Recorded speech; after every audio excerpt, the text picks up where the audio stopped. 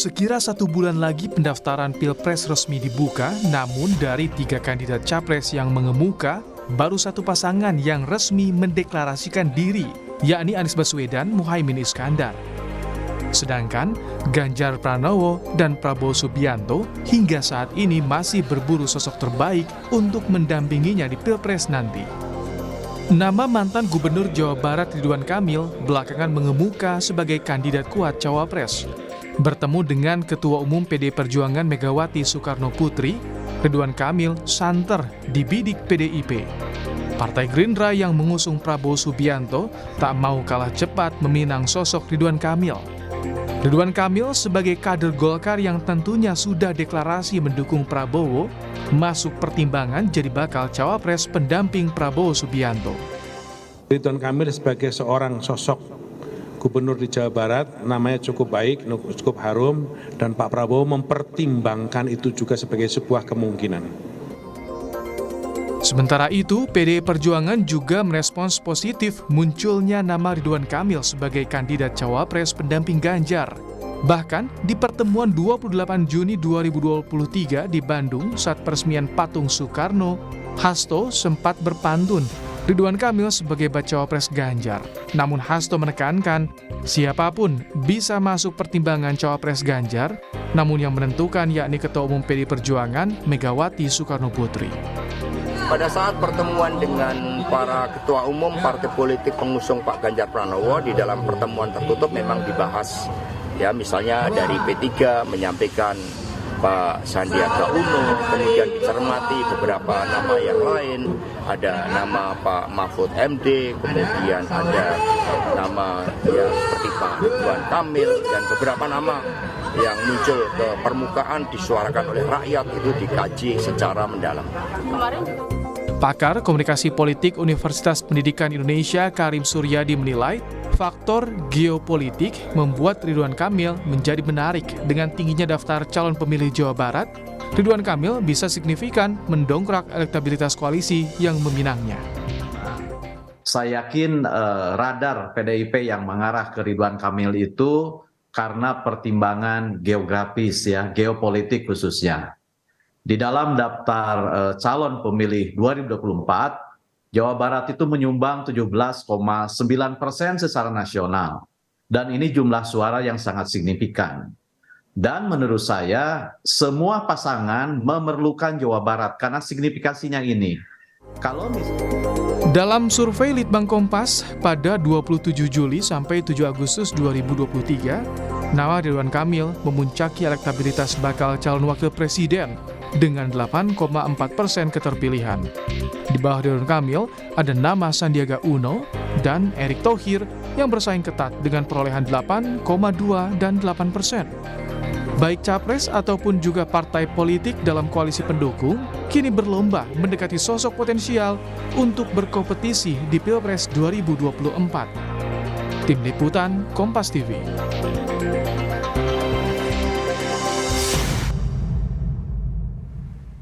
Membahas manuver mencari kandidat cawapres jelang Pilpres 2024.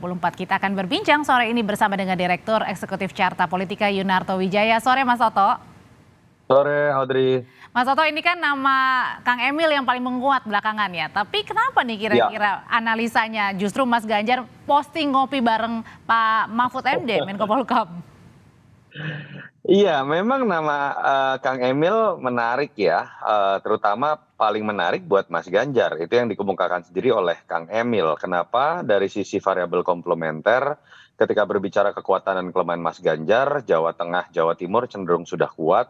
Jawa Barat memang masih menjadi kelemahan yang dialami juga dulu oleh Pak Jokowi, sehingga kemudian keberadaan Ridwan Kamil itu memang bisa menjadi variabel komplementer.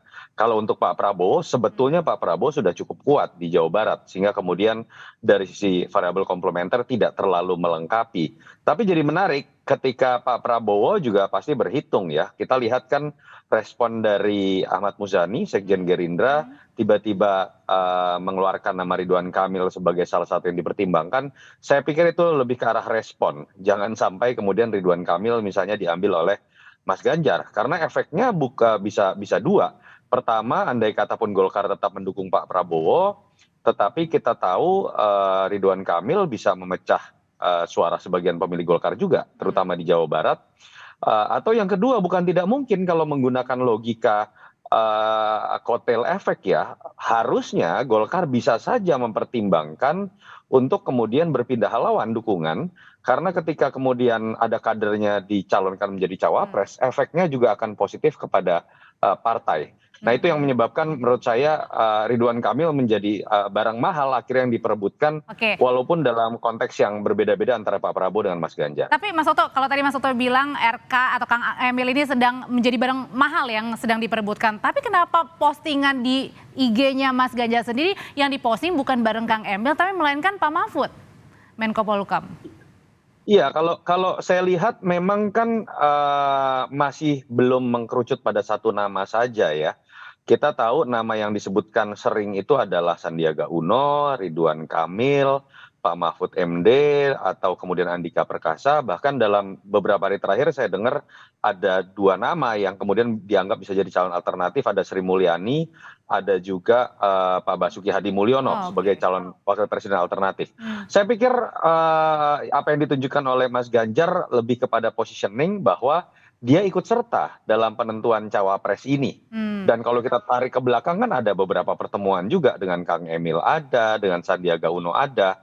Memang itu juga yang harus mulai ditunjukkan oleh Ganjar Pranowo. Berarti ini termasuk proses penjajakan juga ya, ketemu dengan Pak Mahfud ya, tidak bisa dihindari. Ya, testing the water kan, paling tidak ya. Kalau kemudian pertemuan dilakukan dengan semua, bisa dilihat kemudian respon dari publik, respon dari konstituen, dan menurut saya ini bagus dalam konteks penjaringan, bukan hanya dalam konteks kan seakan-akan ditentukan oleh ketum partai koalisi, cocok-cocokan. Jangan, paling penting adalah kalau bicara ingin menang, lalu kemudian persetujuan dari pemilih adalah bagaimana melempar itu kepada publik. Saya pikir itu yang sedang dilakukan oleh Ganjar melalui postingan di Mas Toto, dari semua nama-nama yang beredar yang sudah ketemu kepada Ketua Umum PDIP Bu Mega adalah justru Kang Emil. Ini analisanya apa?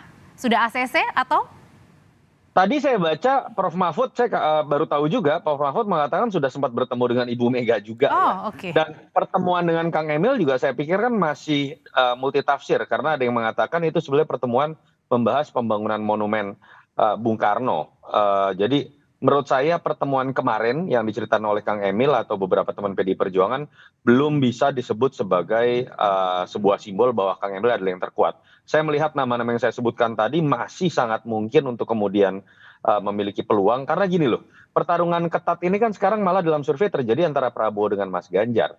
Upaya testing the water ini kan juga sebenarnya upaya mengulur waktu sambil mengintip lawan ini akan kemudian mengambil cawapres siapa. Karena pilihan terhadap cawapres kandidatnya sendiri itu akan ditentukan paling efektif atau tidak itu nama siapa, itu dengan mengintip terlebih dahulu lawan itu juga akan dalam hal ini Pak Prabowo akan mengambil siapa yang menjadi cawapres. Tapi kalau misalnya hitung-hitungannya, kalau kita andai-andai nih, sampai dengan sekarang sebenarnya siapa sih yang paling efektif untuk mendampingi Mas Ganjar dan juga Pak Prabowo maksudnya? Iya, plus minus begini, kan kalau kita bicara menjadi variabel komplementer artinya adalah sosok yang bisa melengkapi daerah-daerah yang capresnya lemah, atau di segmen-segmen entah usia atau kemudian jenis kelamin atau dari sisi agama yang capresnya masih lemah di segmen tersebut.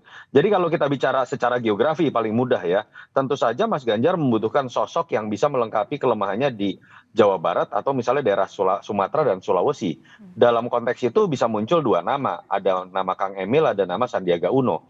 Pak Prabowo sebetulnya paling membutuhkan sosok yang bisa melengkapi kelemahannya di daerah Jawa Tengah atau Jawa Timur. Itu yang menyebabkan analisis bahwa hilangnya PKB itu akan berpengaruh besar buat Pak Prabowo. Tapi itu kan baru dari sisi geografi. Bisa juga kalau kita lihat dari sisi branding. Bagaimana ada sosok pendamping yang bisa membawa efek kejut atau wow efek.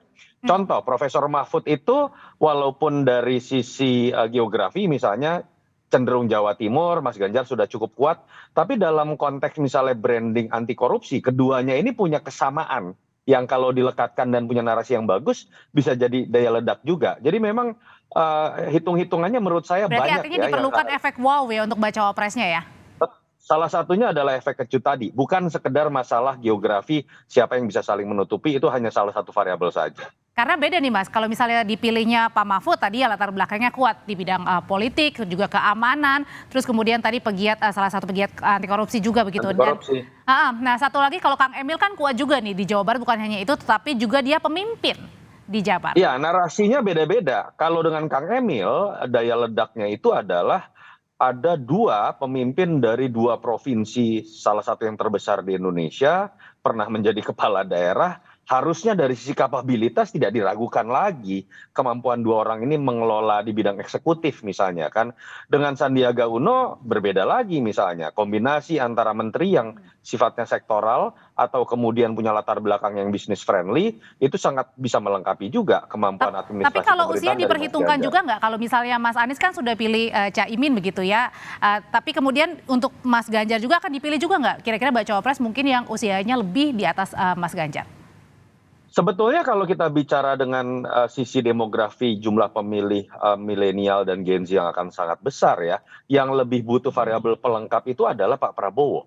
Karena notabene sebenarnya isu pemimpin tua itu agak membebani Pak Prabowo. Sehingga kemudian darah muda sebagai wakil itu sangat dibutuhkan oleh Pak Prabowo. Sementara kalau bicara mengenai anak muda, Mas Ganjar masih dianggap pemimpin muda dan nggak ada tuh yang namanya orang misalnya melihat kalau muda berarti harus dilengkapi dengan yang tua, arahnya trennya sedang tidak ke sana. Jadi yang memang membutuhkan dari sisi usia dari cawapresnya itu adalah Pak Prabowo. Kalau balik lagi ke nama Kang Emil ini kan sudah pasti tahu PDIP juga sudah hitung-hitungan kalkulasi kalau ini adalah kader dari Partai Golkar. Golkar jelas sudah dukung Pak Prabowo. Itu artinya analisanya apa mungkin bisa aja bermain di 2 kaki atau justru menarik dukungan justru ke Mas Ganjar kalau misalnya jadi nih Kang Emil? Kalau dari sisi PD Perjuangan dan koalisi Mas Ganjar paling ideal kalau kemudian keberadaan Kang Emil sebagai cawapres menarik gerbong Golkar juga, itu akan jadi kekuatan besar. Apalagi kalau ditambah Demokrat masuk, malah koalisi terbesar akan dimiliki oleh Ganjar. Tapi memang ada gray area juga ya, kita tahu 2004 Golkar pernah menempatkan 2 kadernya di kertas suara. Di satu sisi resmi Pak Wiranto maju, lalu kemudian Pak JK juga maju walaupun tidak resmi. Dan orang mengatakan siapapun yang menang Golkar tetap dapat kekuasaan, kira-kira kan seperti itu ya. Tapi ini kan akhirnya berarti harus bergantung membaca terlebih dahulu bagaimana keputusan dari Mas Erlangga dan teman-teman DPP Golkar akan seperti apa. Apakah akan ada resiko Kang Emil dikeluarkan, apakah kemudian Kang Emil berani atau tidak. Saya pikir itu juga yang masih menjadi faktor penghambat pengambilan keputusan dari PD Perjuangan apabila betul melirik Ridwan Kamil. Tapi Mas Toto kalau misalnya hitung-hitungannya baca wapresnya di luar dari nama-nama koalisi yang saat ini mendukung ya, tadi ada nama Kang Emil kan di luar, Pak Mahfud juga, Bu Sri Mulyani tadi juga ada masuk kan ya. Nah bagaimana dengan P3 dan koalisi pendukungnya termasuk apalagi kalau Demokrat jadi masuk? Ya, kalau saya lihat beban dari koordinasi di koalisi Mas Ganjar ini tidak sesulit koalisi Pak Prabowo atau koalisi Mas Anies ya pada saat terutama dulu isu Anies dengan AHY. Kalau kita lihat koalisi Pak Prabowo dengan koalisi Mas Anies sebelum dengan Caimin, ada kecenderungan masuknya partai itu adalah negosiasi terkait cawapres. Kita tahu nih misalnya Pak Prabowo tentu saja PAN menginginkan Erick Thohir misalnya. Belum lagi muncul nama Gibran. Lalu kemudian Golkar menginginkan nama Mas Erlangga misalnya. Dan itu yang menyebabkan berbeda dengan P3 misalnya sudah beberapa kali menegaskan bahwa bukan harga mati. Walaupun mereka sangat berharap Mas Sandi masuk misalnya. Atau kemudian Demokrat sudah menyatakan andai kata masuk dalam koalisi Mas Ganjar realistis karena mereka bukan founder tapi mereka hanya followers. Jadi menurut saya sih bebannya tidak sebesar dalam koalisi Pak Prabowo dan tinggal hitung-hitungan elektoral. Mereka lebih kepada cawapres siapa yang memungkinkan Ganjar ini bisa menang karena memang persaingan yang ketat dengan Pak Prabowo terutama. Nah kalau gitu, kalau dari sisi Pak Prabowo sendiri harus milih yang mana? Tadi kan agak berat ya, apakah kalau gitu baca cawapresnya harusnya ya bisa dibilang usianya yang muda mewakili anak-anak muda? Kalau muda pasti, dan yang sebetulnya dulu menjadi kekalahan Pak Prabowo itu kan selalu salah berhitung tentang Jawa Timur. Sehingga sempat Pak Prabowo melirik Kofifa Indar Parawansa, semungkin sempat melirik juga Caimin. Tapi kan kita tahu belakangan Pak Prabowo ini menggunakan strategi ingin nempel nama Pak Jokowi. Sehingga kemudian yang muncul menjadi nama yang disebut paling kuat adalah Mas Erick yang sering disebut sebagai Mas Erick Thohir yang sering disebut sebagai anak Mas Jokowi, Ya. atau bahkan mulai menggadang anak kandungnya Pak Jokowi. Jadi itu yang menurut saya akhirnya seperti bingung sendiri ya koalisi ini.